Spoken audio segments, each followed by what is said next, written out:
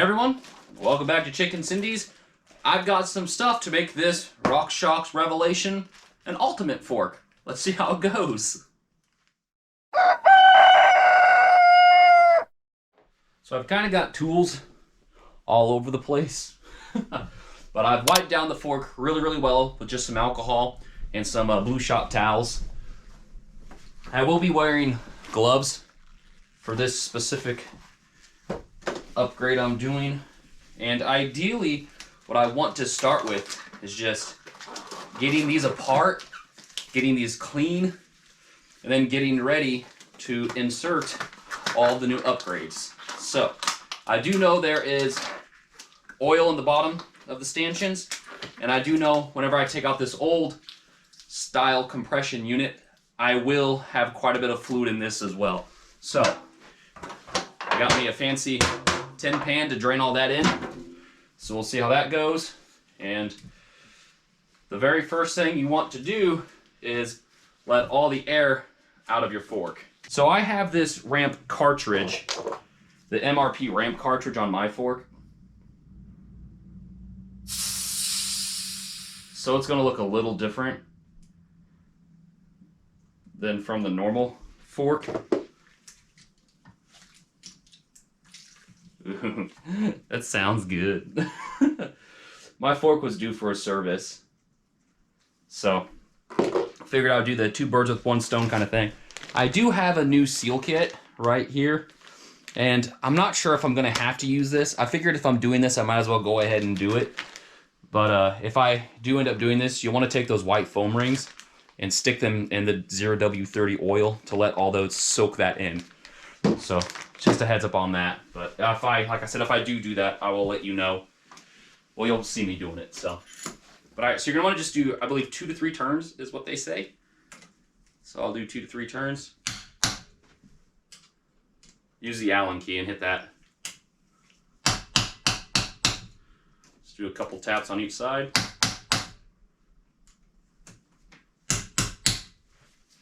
And now, ideally, be able to take these bolts out all the way. And whenever I tip it down now, nice used oil should come out. There it goes. Now that I have the bolts out and the oil drained, I should be able to just slip these bad boys off. And go all the way down. There we go. Easy peasy. Not too bad. And those seals definitely need to be changed. Holy cow. Okay, well, I'm gonna start soaking those seals in the oil like I said. But these are pretty gross looking. Since now I know that I'm gonna have to use this new seal kit, I'm going to go ahead and get the lures prepared for all of this. So I'm gonna take out the old one of these, put the new ones in and all that fun stuff.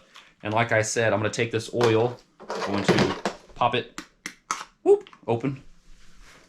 And I'm gonna take those seals and let them soak in here to get all that new oil. So I'm legitimately just going to take these seals, shove them in there, and all that oil will soak into these. To get the old seals out, if you're needing to do this part, all you need is a little hook tool, and you should be able to hook right into those bad boys. Yeah, look at those.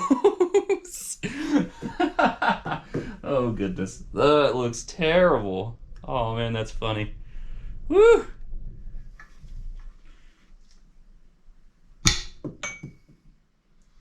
Don't do this the way I'm doing this. Got it. No damage done. Maybe I'll leave this part out of the video. If it's in the video, it's for research purposes only. In other words, don't judge me. But I got it out. It didn't mark it or anything. Round 2, I guess. Takes some decent force though. There we go. Okay. Whew. Now this is going to get a very decent bath and alcohol to clean it. I want to clean this up very, very, very, very well. I got the new seals on here. I literally just put them in and I just used my palms to shove them in. It wasn't too hard to do that. Now I'm hoping to be able to get the seals out since they've been soaking for a while and put them inside of this. And I should be able to just use my pick to do that. So there we go. There is one. Now let's get the second one in there. There we go. Okay, so replace the seals now and all that fun stuff. So let's concentrate on getting this Debonair spring out, and then we'll put the new one in, and we'll get all that cleaned up and stuff in there too now. So far, so good. Snap ring plier set was the only tool I did not have to do this. I got this at my local TSC for $8. It came with a couple different pieces on top too. So there is a snap ring on the bottom here, and you just use these pliers to get it out. Okay, that probably could have went a little more smooth. It kind of snapped off the ends of my pliers, but we got it off. There we go. Woo! That was exciting. So here is the old one.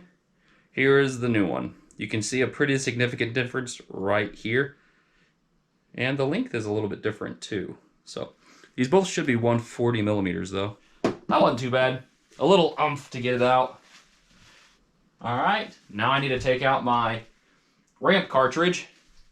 So for me, the first thing I have to do is take off the control part of this ramp cartridge, which again, it's gonna be a little different than what you have, but the second part to this should be pretty well identical to what you do actually have. This is what yours will look like when you get it off that side. And of course, mine is the MRP ramp cartridge. It uses the same tool to get it out, but this is what mine looks like. It actually works as I can add and take away tokens, as opposed to actually having to physically put tokens in it. So that's why I use this. I really like it. But now we have to clean the inside of this, and then we should just be able to put the new Debonair spring in, lock it into place, put it all back together, and that side should be done. So let's get that going and get finished with one side. All right, so I'm using the SRAM butter now to grease all this up. And I was on SRAM's website, and according to the schematics for my fork, SRAM butter is what I should be using. And then the 0W30 oil is the style I should be using as well. So make sure you're checking your fork's components and parts that it says on the SRAM website, which are the correct things for you to use. But this should now just go right in here. There we go. All right. So there's that. We should just have to put this lock ring back in, put the cartridge back on top, and this side should be done. You just kind of move this ring back and forth to make sure it's in the groove. And it's sliding. Awesome. Cool. Well, that side's done. Well, I need to put my cartridge back in, which I'm going to do that right now, but you don't need to watch that part. Debonair side, and everything is installed now, so we're good there. I used a 2.5 millimeter to remove the old charger top cap, and that'll just come undone. And I'm using a adjustable wrench to get this one off. And now this one should have quite a bit of oil in it, so whenever you're doing this, be careful whenever you get it fully undone. So we'll see what that looks like here in just a minute for sure though. All right, get that off. Okay, so there's the old Debonair. Sorry, not the Debonair, the old charger. There he goes. I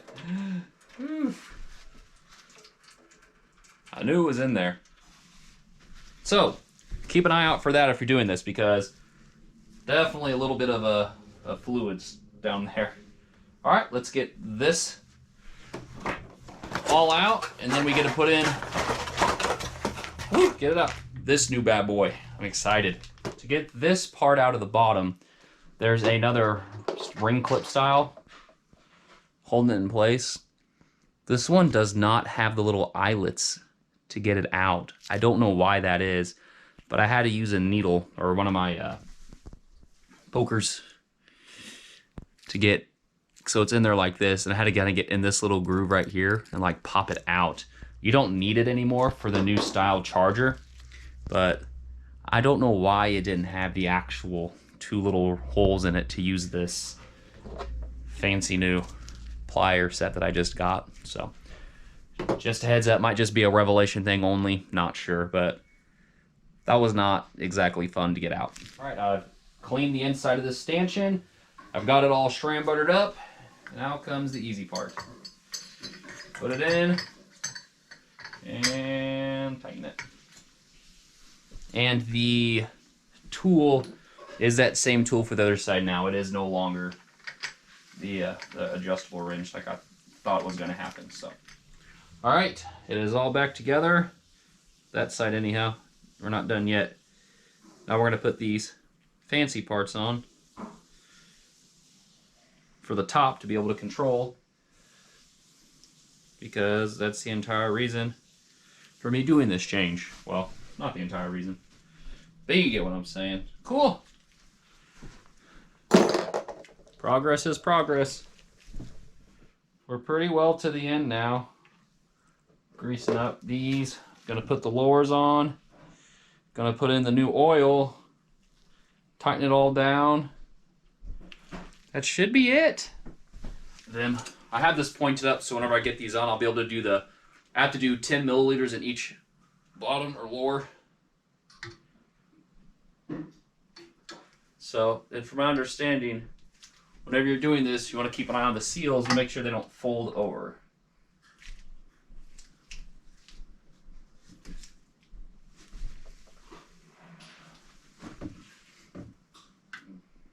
There we go. Cool.